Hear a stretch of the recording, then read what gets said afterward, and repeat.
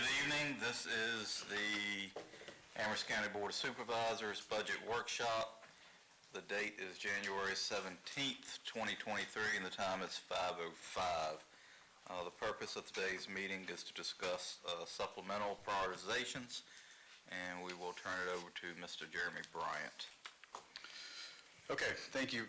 The first thing we're looking at are the outside agencies worksheet. I'm sorry. CIP. That's my problem. I need to do that. I know, but it's not on the agenda. Okay. Okay, do we need to amend the agenda? I thought you were going to do this as part of supplemental. I can, that's fine. Okay, we'll do that as part of supplemental. Okay. Okay, so the first item we're looking at is the outside agency sheet. On the spreadsheet, it's broken down into three distinct categories. The first is the mandated projects, the second is contractual projects, and the third is discretionary. At this point in time, there were four requests for increases. Three of those are found in the discretionary line item. One of those is found in the contractual line item. At this point, there's a department request, which is the request from the outside agencies. And then there's the county administrator recommendations. At this point, I've recommended level funding for each of these agencies until we're able to establish the revenue projections, which we don't have yet. We'll come back to you at a later date with those revenue projections, and then this will be rolled into the O&M budget. However, what would be helpful for staff is to understand if there's any of these requests, because there's at least four that we know of right now that are more than the previous year. If there's anything that you think is very important to Amherst County and that we should make a priority. And then Ms. McBride, I'll ask you to, if there's anything specific you want to talk to the board about.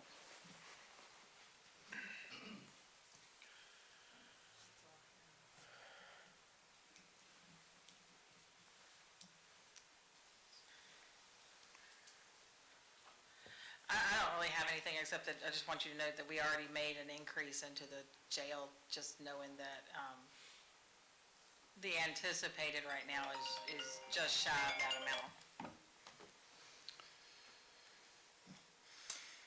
So my question is, Board, if I may, on the mandated ones, do we really not have a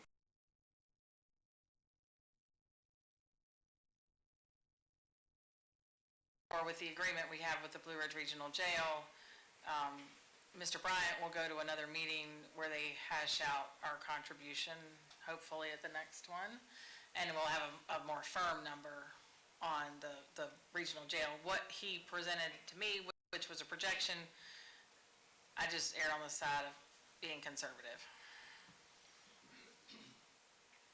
And I'm waiting on the PDC to send me theirs. I actually anticipate that may go down a few dollars, that last one in the mandated ones.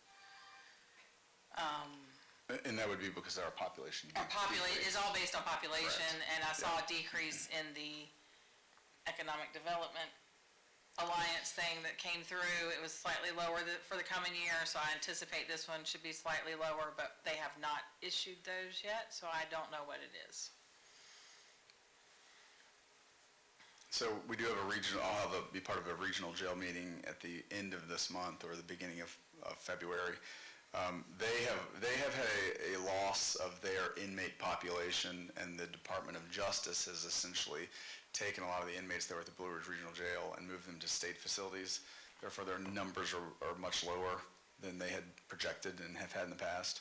And as a result, state funds are tied to the number of inmates that they have. So their funding stream has drastically gone down. So they're looking at each of the localities to be a part of that. And so there will be a financial board meeting, like I said, either at the end of this month or beginning of February.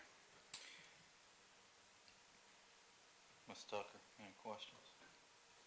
Mr. Ayers? No, sir. So I have just a couple. So it looks like in 2020, we expended $2.8 million. And then it dropped to 2.3, then it went up to 2.4, and now we're up. What they're requesting is just a little less than what we did in 2020. Why was there a drop? That wholly had to do with the jail, and I don't have that information currently with me, but, you'll notice 2020's, jail was almost 1.8. 21 and 22 were about 1.4. We're at 1.6 this year, 1.8 anticipated. Okay, so the jail The went. jail is mostly what changes.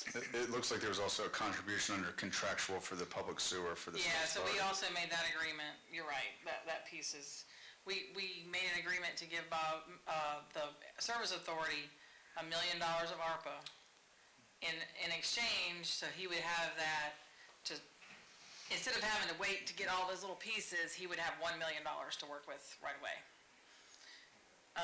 So he's not, the Service Authority is not currently receiving that contribution.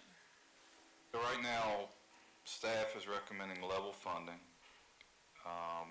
until we get our revenue projections in. For the four that were requesting the increase, I believe GLTC was one, and whatever. I think, at least I would like to know if we don't fund their request, what cuts to service would they do? What's the ramification of not funding their increase? I would say that their request form just said they would make a change to service, they would cut service. Okay, That's all that they've stated, so, but what does that mean? Right, and I can dig in further on that. yeah, he'll have to. Okay, great. So right now, it's level funding, so you really don't need anything else from us on this piece. Correct, yes, sir. We don't need anything right now. We will bring this back as part of the O&M. I'll learn more about the request, and then depending on what our revenues look like, I'll make another recommendation to you. Board, anything else? No, sir. Thank you. All right, so the next thing is the supplemental prioritization. Okay, did you want to say that first? Sorry. Yeah, well, I just wanted to start out and say, so the supplemental worksheet is broken down into two distinct categories. One is the one-time projects. The second is the reoccurring cost projects. Of the one-time projects, what we would like for you to do is agree on the ranking, and the second thing we would like to know is tell us what you would like to fund. The total amount is $228,000 for the one-time request, so if we could just focus on the one-time request right now, we'll move back down to the reoccurring cost. So with those one-time requests, we want you to agree on the ranking, and then if there's anything that you think should be moved or changed, that's what we need to talk about, as well as if there's anything you think that needs to come out, or if you would like for us to consider funding at all. Again, this comes out of the general fund. When we get to the reoccurring cost, we will come back with a cut line. So for the reoccurring cost, we also want you to look at the order, and then we want to also then, we'll come back with a recommendation on the cut line at the second meeting in February, again, after we get revenues. Each of the departments, directors are here, so if you have any specific questions that Ms. McBride and I cannot answer, they're here to give their specifics of their particular department. So feel free to ask them, and I will turn it over to Ms. McBride. So before we dig into this list, I need to own a mistake that I took one off of the supplemental because it was too much money and neglected to put it on your CIP. So I'm going to give you this, I don't know if you'll want to change it or not.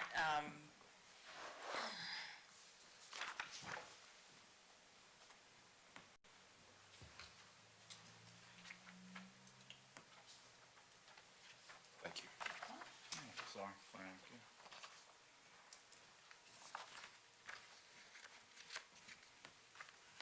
So this was a museum request to do some renovating of the Hamble Center, expanding event space and storage of exhibits and that kind of thing. Obviously, at this point, you all have set your CIP, so my recommendation or options for you all is to go back and revisit it, or put it in an outlying year. I thought we talked about this. Yeah, this is sounding, I mean, It wasn't on the CIP. I've seen it before. It's because it was in the supplemental and it didn't get pulled out. The actual pages were in the supplemental, but the amount wasn't on the list for you to rank. So we didn't look at it as part of the CIP. No, we did not.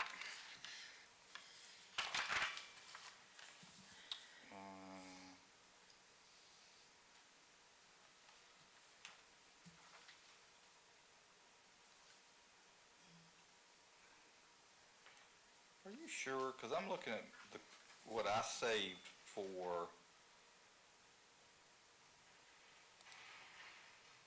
the supplementals, and I don't see the museum on it. That's because I went back and fixed it today. When? Today. No, I mean, this is the one I emailed you, and I don't see the museum on it. I thought it was on the CIP. No, it was, when the staff met and I realized it was over $50,000, I told them that I would pull it off. I forgot to put it over into the CIP folder, so when I built the CIP, it got left in the supplemental folder, not in any spreadsheet. well, I'm looking at the same one, because I saved mine that I sent to you. And down at the bottom, where it's got the explanation for all kinds of things, there it sits. Because I knew I had read this. Right, but it didn't get put into the list of things. I forgot to pull those pages out. It was in the middle of discussion.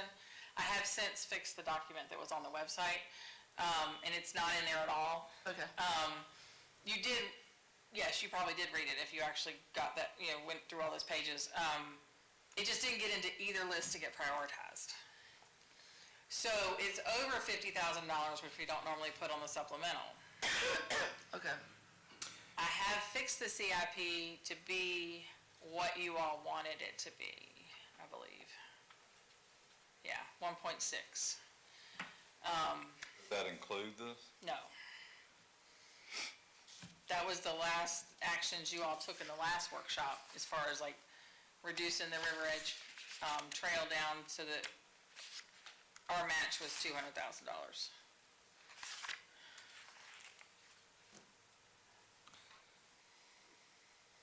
But I didn't want to just ignore the fact that If it were to be in this, it would be under that group of one-time projects, right? well, see, it doesn't qualify for supplemental because it's over $50,000 That's right. normally. So then it would be in the CIP, and it would be a question of, is that something you all want to pay for this year, or do you want to put it out in an outlying year? So I think, at least I would offer what's probably appropriate is let's finish the supplemental and then go back and revisit the CIP and look at Okay, I knew this was a supplemental project, so I just didn't want to, what adding $55,000 to that would look like. Or Okay. could look like. Okay? all righty. So back to one-time projects. You need a Hang on, ranking I for gotta that. go over here. All right, so your list is not overly extensive this year. Your first three, Microsoft Office upgrade, the Coolwell security camera, the ADA ramp at Thrasher's. Do you all have any questions, or do you want to make any changes to the top three? I'm good with the top three. I'm good with it. Okay. The next three are the community development front counter window, the snowplow salt spreader combination to outfit another truck, and a DSS vehicle. Are you good with the next three? Well, the top three included the community development front counter, right? No. No. Microsoft Office, the Coolwell security cameras, and the ADA ramp. Okay, something's changed. Let me see. We all three agreed on those, right? I see, yes. But when I said no for the next three, I meant, I had questions about the snowplow. I got it, I was looking at an old sheet, you're right, sorry, okay. So the next three is the snowplow and departments. Yep. The community development front counter, the snowplow, and the DSS vehicle. What was your question, Ms. Tucker? My question was, I know that we've got it, the group has agreed for it to be at number 6. I just needed, I needed reasons. I mean, we're getting less and less snow. Do we really need a snowplow, what, the salt spreader? What have we been doing in the past? That's a Mr. Thacker question, hang on.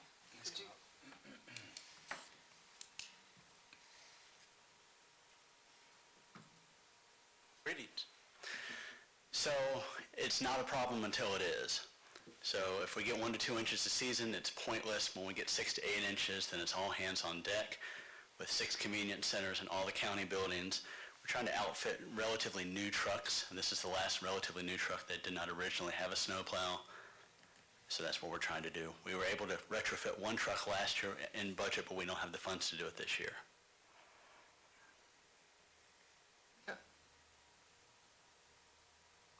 Okay.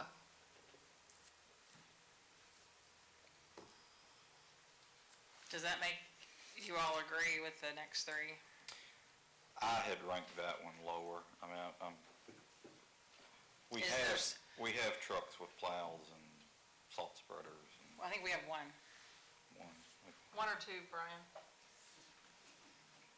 Sorry about that, yeah. He needs his steps. We have 1 maintenance truck. This is for a maintenance truck specifically. So the maintenance trucks typically handle the town of Amherst. Right now, we only have 1. We do have 2 grounds trucks with snowplows, and I believe 2 landfill trucks with snowplows that typically handle the convenience centers. If we don't have snowplows, then we're out with snow blowers and/or shovels shoveling it. But we, Did what you it just- sounds like is is that we've got 5 right now. I believe that's correct.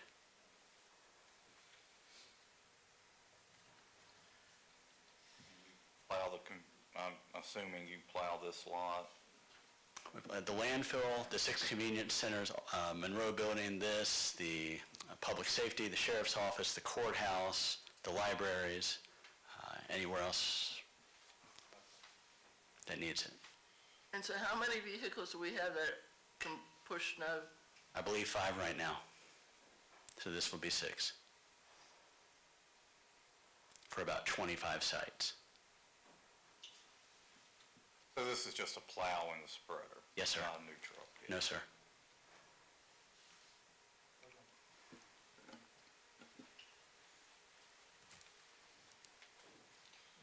Pleasure.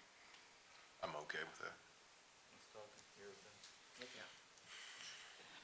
All right, the next 3 are your code enforcement drone, your general, now, the general district office remodel has, we finally got the quote, it's actually $32,000. So we need to, we do need to change our number to 238. And the Cool Wheel Pavilion electrical improvements.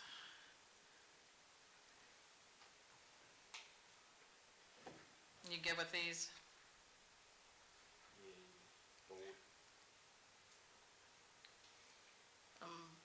I'm good. And the last 3 would be your Monroe Center backstop, your maintenance boat, and your J&D waiting area seating. Can someone tell us more about the J&D waiting area seating? Is she here? Oh, good.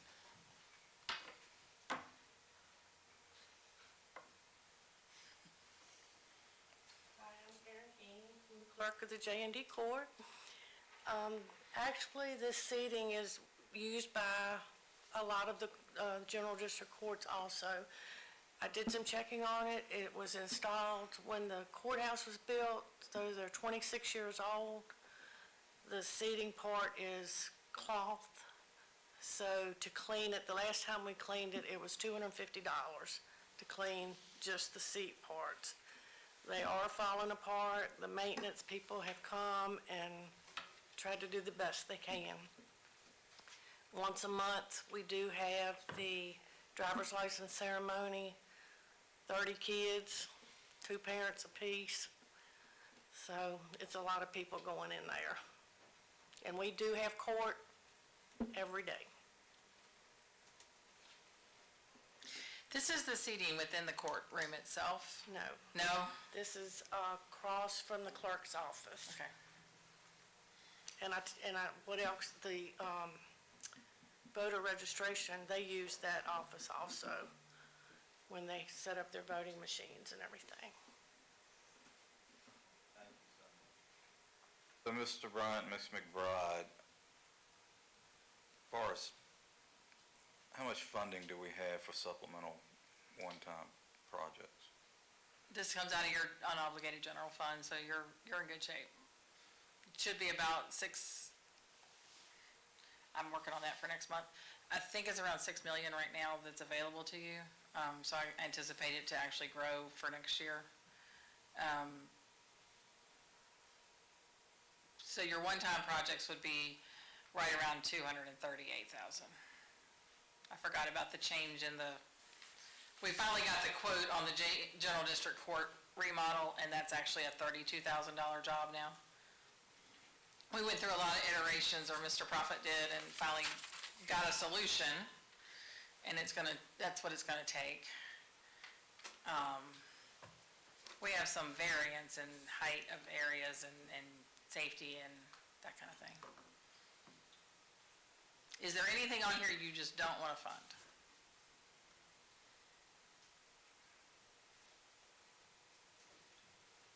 This will be the time to take it off and get rid of it. You all tend to fund between $200,000 and $400,000 every year on supplemental. Last year was really low, actually.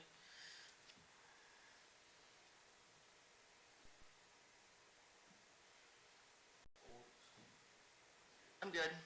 So unless there's anything we want to take off, and I'm not saying this flippantly, but the ranking is irrelevant.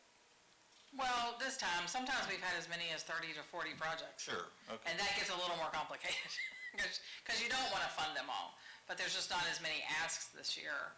The actual asks are a little later, and that could affect this number. There are some one-time costs associated with some of the recurring costs that are out there. So we can talk about that in a minute. If you're good with this section, I'll go through and we'll use this number for the budget. I'm good with it. All good? Nothing's in stone until May. So, Yeah. you can change your mind anytime, but this is kind of what we'll start with, building the budget for you. Sure. So let's move to recurring. Okay, so your recurring, the top three, the two dispatchers, the fire marshal, and the merit pay. The two dispatchers are not paid out of the general fund recurring money. This would be out of the funds that are specific for communication and 911. So, yes, Chief Bean, can I ask him a question? Sure. Yeah.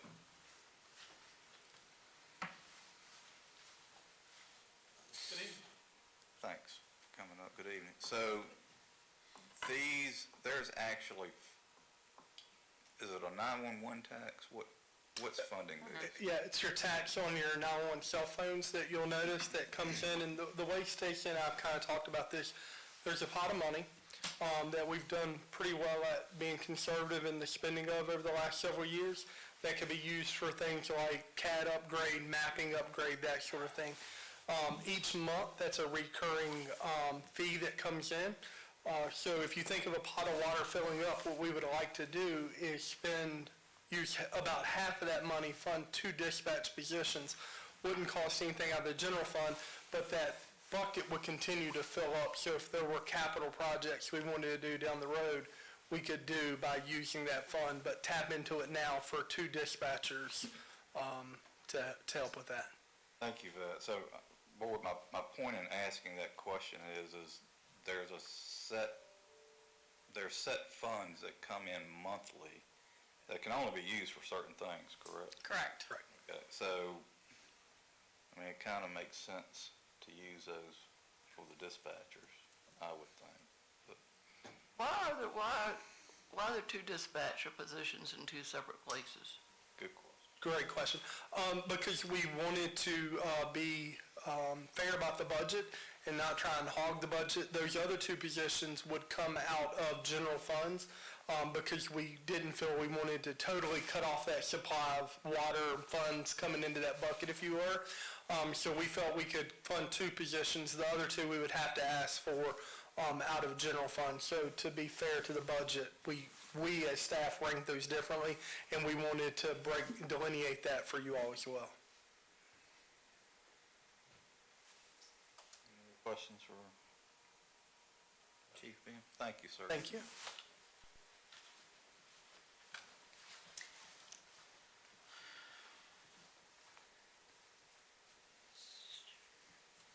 So those are your top three. Are you still good with those being the top three?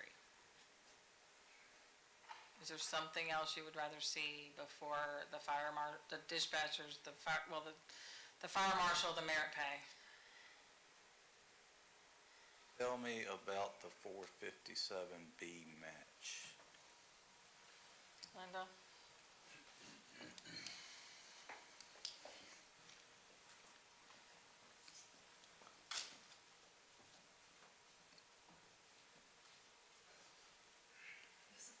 This is a match to our voluntary deferred compensation plan.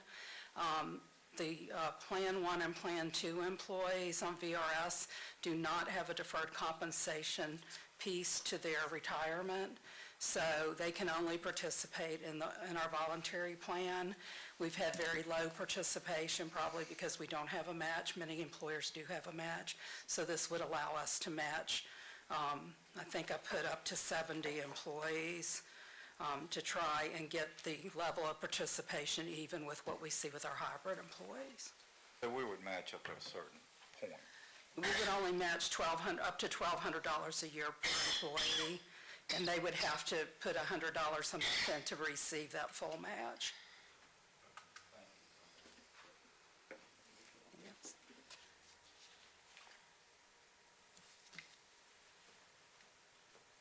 I think that's important for staff retention. Absolutely.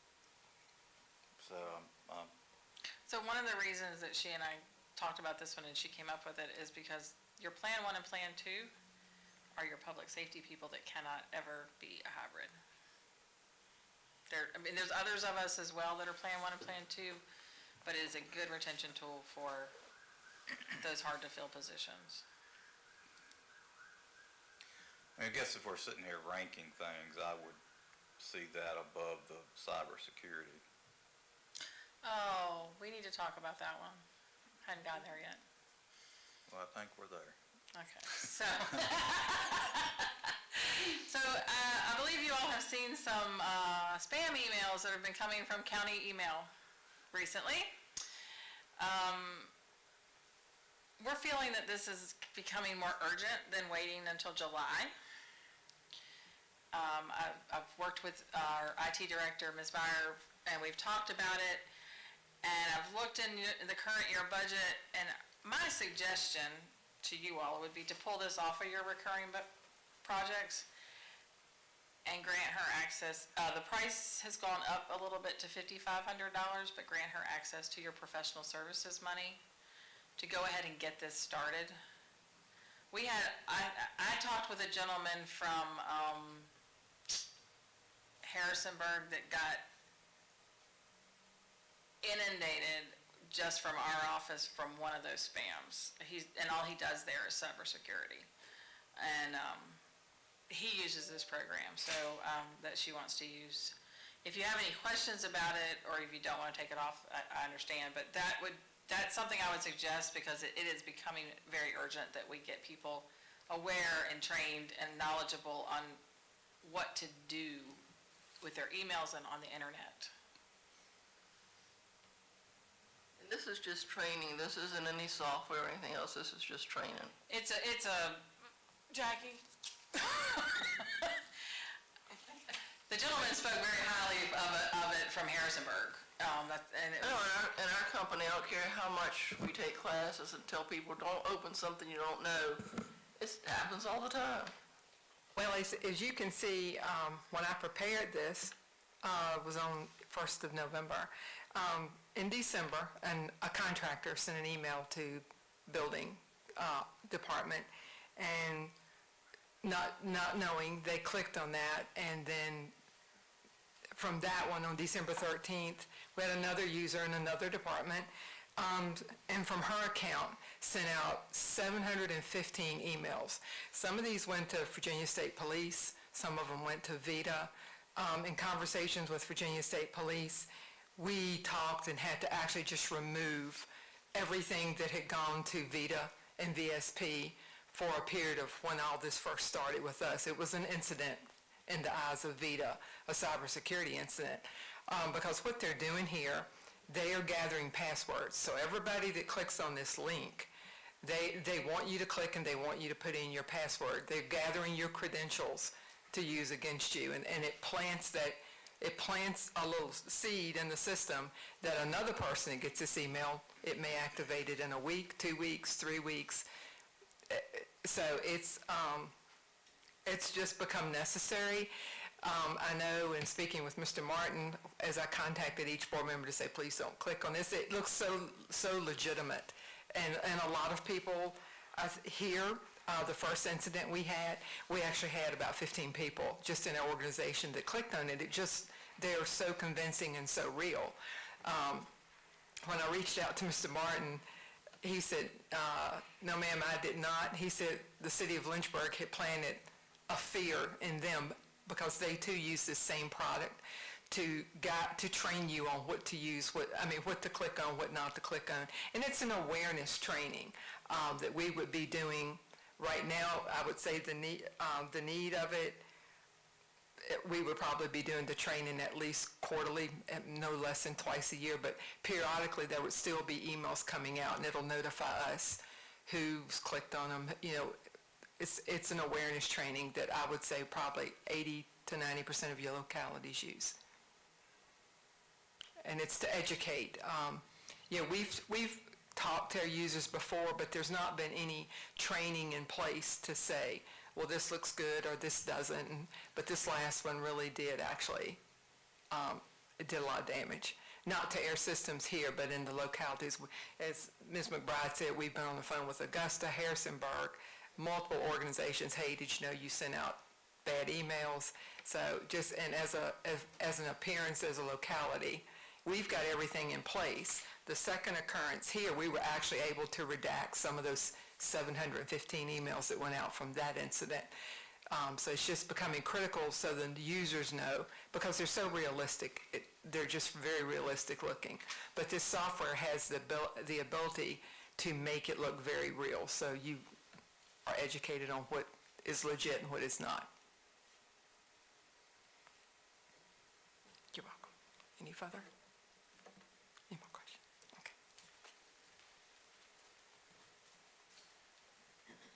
So you're recommending we use the board's professional development funding to start it now?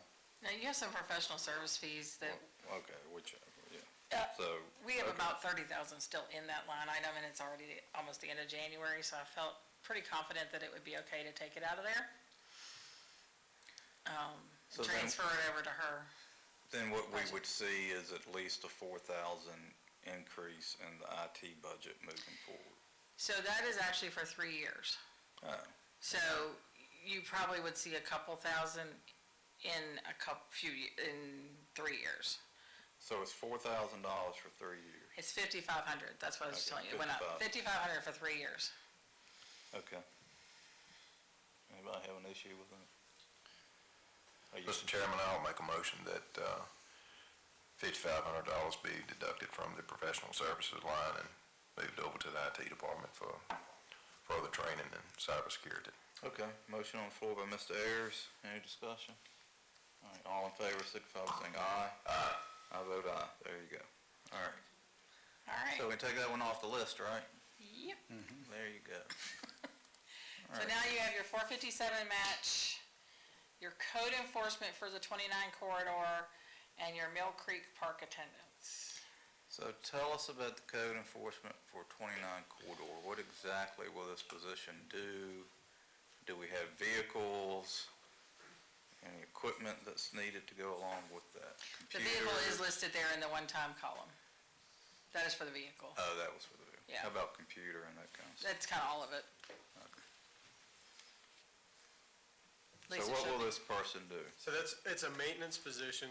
The idea behind that position is that will add manpower to our maintenance staff to allow our maintenance to do Route 29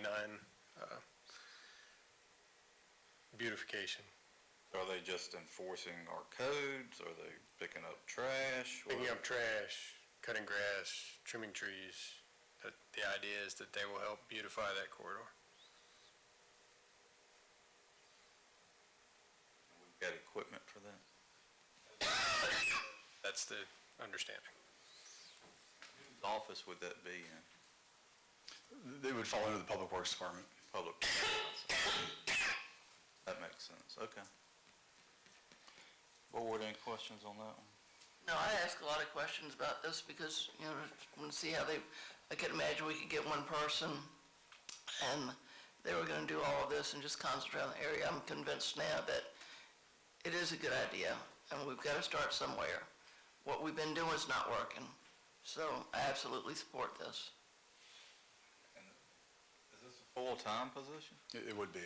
I did have, So did have 43, I'm sorry, 43,000 for salary and benefits and everything?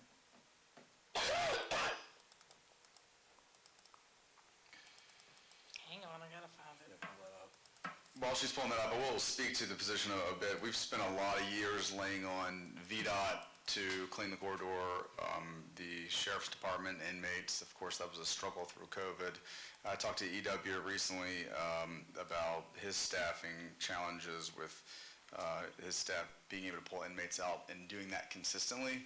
And I think that's one of the struggles we have is we feel like we have no control over that corridor when it comes to when a bag of trash falls out, when there's something to do, making sure that we have some control where we can react and we can clean the corridor. So this position would be tied to the description that's found in the Route 29 Business Beautification Committee corridor, which defines the corridor and the area that there's to work on. If for whatever reason, this person has picked up every last piece of trash, every blade of grass was cut, every tree looked great, we could reappropriate them to anywhere else. Sure. But the idea being that this person spends their time cleaning up our corridor. Did you find out the salary? It's 32, 239, which is probably $15 an hour, close to it. Ms. Tucker, I'm sorry, I apologize. You had a comment? no, I was, you know me, if it's in my head, it's got to come out my mouth while I'm thinking about it. And I had asked Jeremy this, but I don't know that I quite understand the answer. So way back when the sheriff's office and VDOT used to do this in conjunction with VDOT. And then, is there a manpower shortage at the sheriff's office? Is it a management shortage? What? Well, let me address both VDOT and the Sheriff's Department. Okay. VDOT pays for a specific number of pickups per year. So their budget, typically they like to go pick up, and a lot of their manpower, when the bypass came to Amherst, a lot of their manpower shifted. And they claim they didn't get the same funding to clean up. So a lot of their manpower goes to, they pick up and then they mow. They pick up and then they mow. But they only do that a couple times a year. This is VDOT. Sheriff Vire, I spoke to him today and talked to him about, he has two positions that are part-time that work towards getting inmates. They've struggled consistently to get inmates. It's been a consistency issue. And then at times when he has shortages of staff, he has to pull the gentlemen that do the work for him to get the inmates. So right now, one of the gentlemen that he uses to pick up trash and pick up the inmates, he has reappropriated them and reassigned them to the courthouse temporarily. And so there's a consistency issue. And so when a bag of trash blows out of a pickup truck, we need someone to go pick it up. And so we struggle to have control because we don't have staff to do it. VDOT also makes it difficult on us in terms of a lot of times if we're in there right away, we have to have a land use permit for that particular person to be working in the right of way. So when we planted the trees, land use permit. When we put up banners, we have land use permits. Anytime we do anything, we have to be under their land use permitting process. So I'm not supposed to just go out there and pick up trash just because I see it. I'm supposed to be under their permit.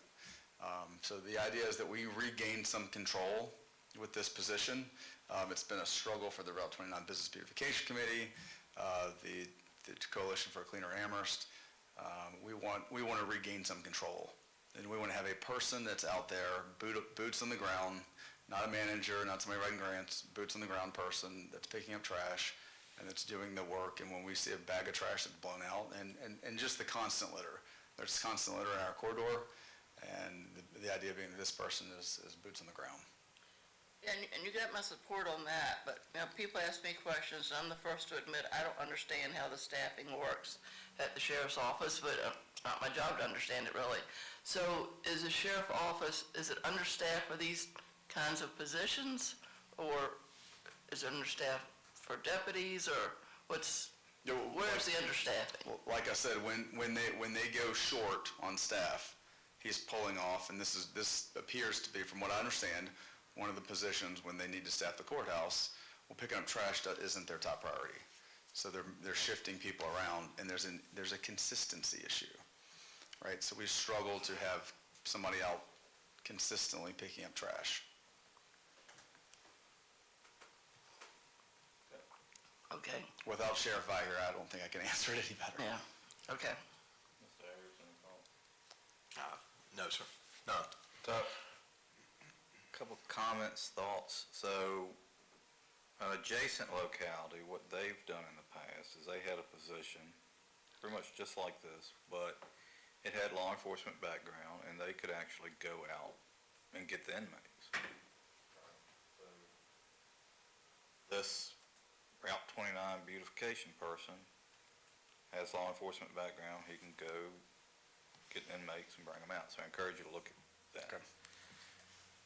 Secondly, if we create this position, I don't want it to negate responsibilities of VDOT, nor if we can't work it out where this person can get the inmates, that the sheriff's department still understands the importance of them working with us to do that, right? So that's 1, 2, 3, however many things that was. Lastly,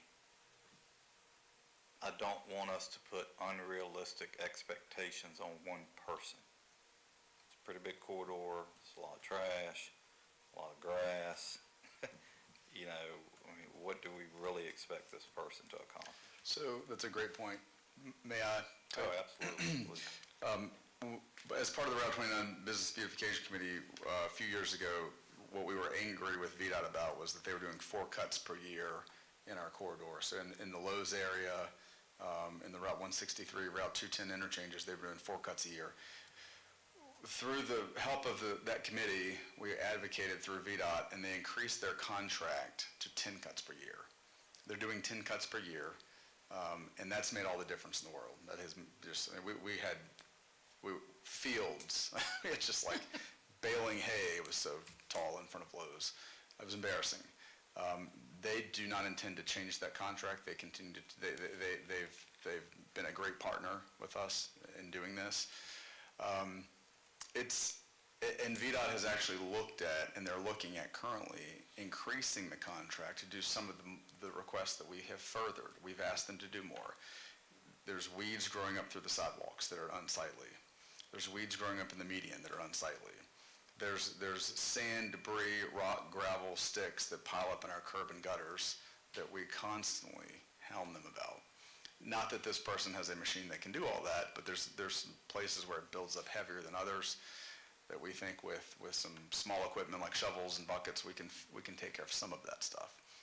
I agree, I don't think this person's gonna save everything, but I think we can be much more responsive, and when a whole bag of litter blows out, we can get that person on it. And so the idea being that we can really, again, I guess I go back to control over and over again. What about the ordinance we put in place a year or so ago about requiring business to have trash cans? Yeah, great point. Does this person enforce that? This person could help us enforce that. Right now, Mr. Young is leading that charge and is working towards making sure that every business has those trash cans. So we just did a press release, or working on a press release to send out where we pick that effort back up. It is an ordinance, it's on the books. We don't need you as the board to do any more. You've done it, so thank you. We need to do enforcement on our end, and we're starting that process again. So my closing thoughts on this is, one, let's not be unrealistic. Two, I think that this position could also be more of a liaison to some of those other agencies, right? I'm not sure the salary range is where it needs to be, but I'll leave that up to you guys. So, okay. Anything else on that one? You're okay with that? All right, what's next? Mill Creek. And that would be the sixth one, is the Mill Creek park attendants. Part-time. They are part-time. We have used them last year. We're gonna use them this year, because there's funding. How did you fund them last year? You all gave it to him Oh, we gave it to them. to test it out. How did it work? Would you like Mr. Nixon to answer your question? Sure. I think it worked well, but I'm not the person that was overseeing it, so. Good evening. It worked well. We had 3 park attendants out there on the weekends and some during the week.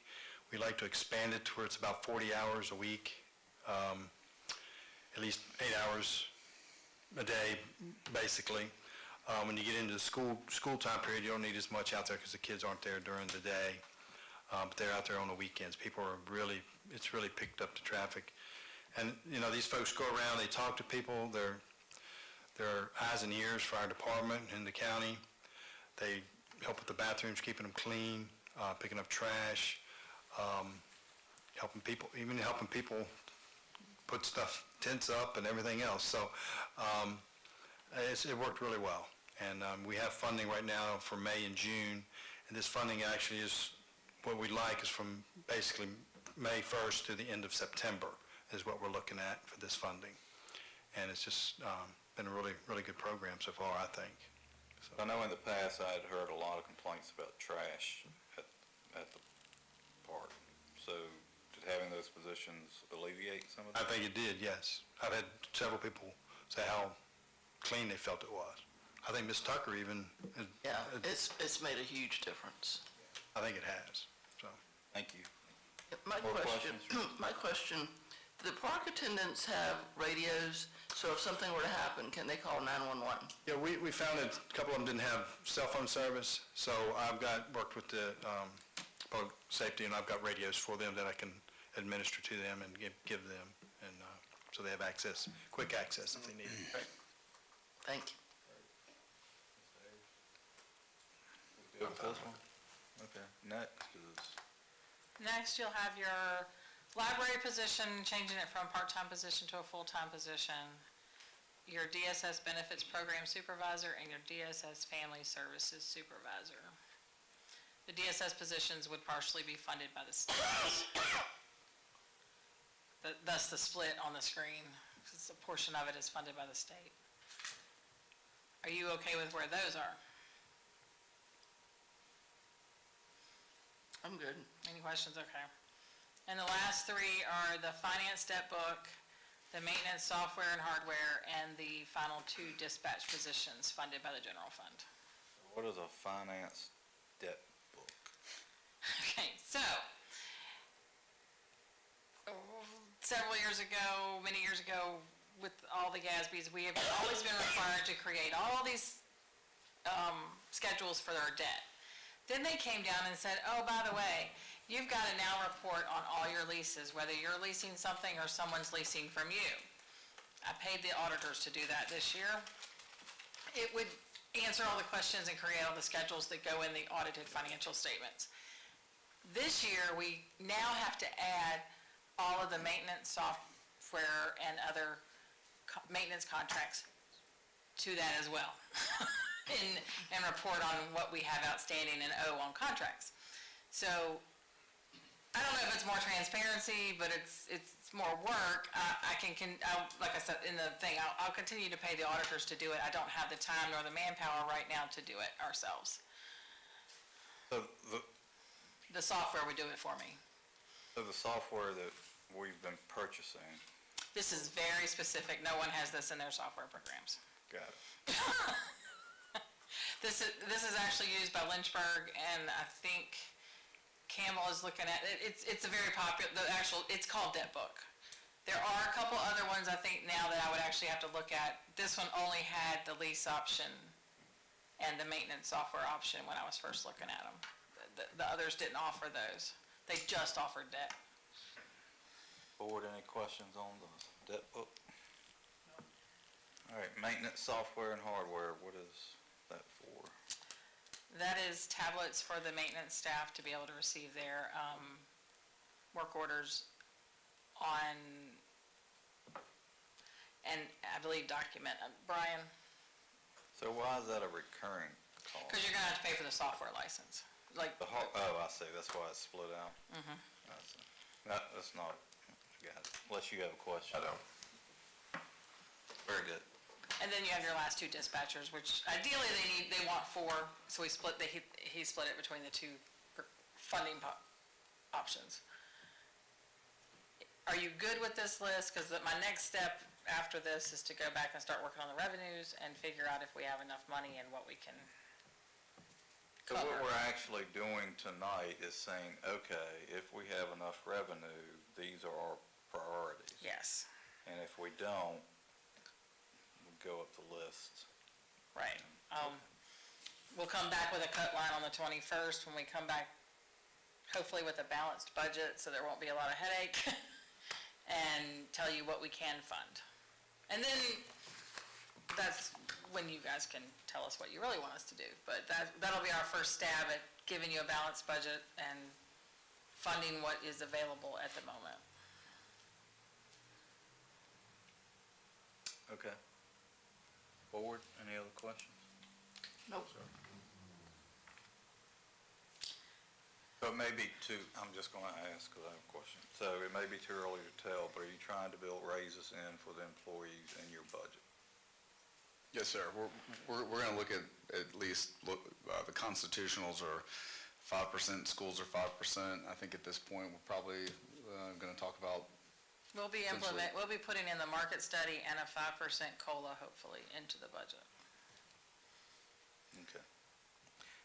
One last question for Chief Bean. Lucky Chief Bean. And this is just to Tom, I haven't talked to any of my other board members, but my question is, this 911 tax. Could that go to support pay raises for our dispatchers?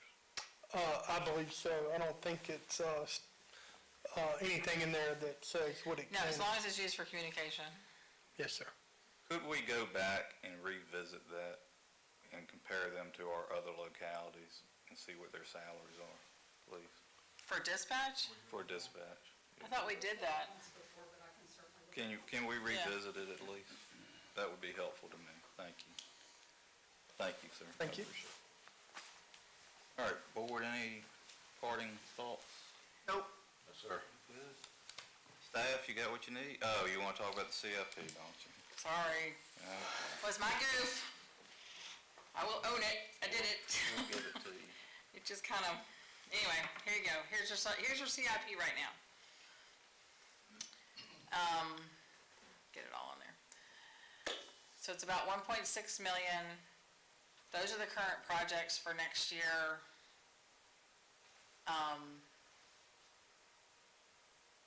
You'd be right under 1.7 if you funded this project, or you could push it out another year, but I just didn't want to not give it phase time because that was not on her. It was submitted.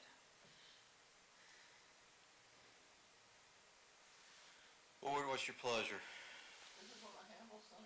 Yes, ma'am, So, 55,000. if we were gonna put it in here, so do we have to take away something else, or just say, yes, we want you to put it in there? That's entirely up to you all.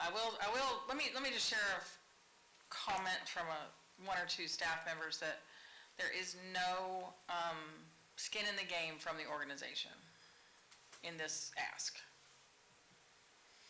Just so you know, it would all be Well, I funded. don't know that I agree with that. And Okay, the reason I say that is because they've got volunteers that do programs in that building all the time. So would you maybe want to push it out to the next year and have her come back with a different proposal? Did they know they were supposed to come here and ask something? No, this is what she submitted, and she did not put anything in, Well, as a contribution from the organization. I think what Ms. Tucker is alluding to is that their contribution is their volunteer hours and their staffing of the museum. Of an in-kind.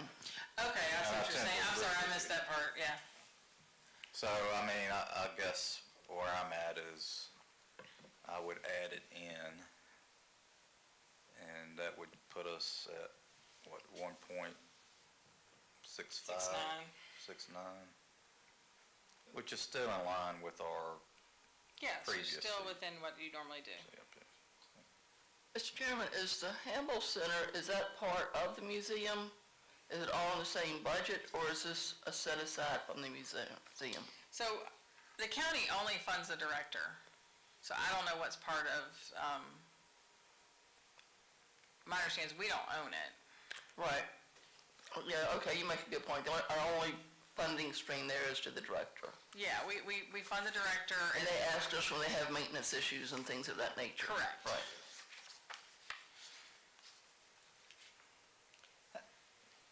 Can we do that? I mean, so we don't own the property, is that correct? You're basically making a contribution to them to fix their property, is what it equates to. Yeah, because it's always come under the county administrator, and it serves a good purpose. Yeah, you can't argue about its purpose, but, Oh, you mean the museum itself? yeah. No, absolutely not. I enjoyed the one in Lynchburg. I mean, I do too. it's not, I understand that, but we as the county do not own that building. Does the museum own the building, or do they lease it? They own it, right? Yeah, that's what I thought. They yeah. own it? Yeah.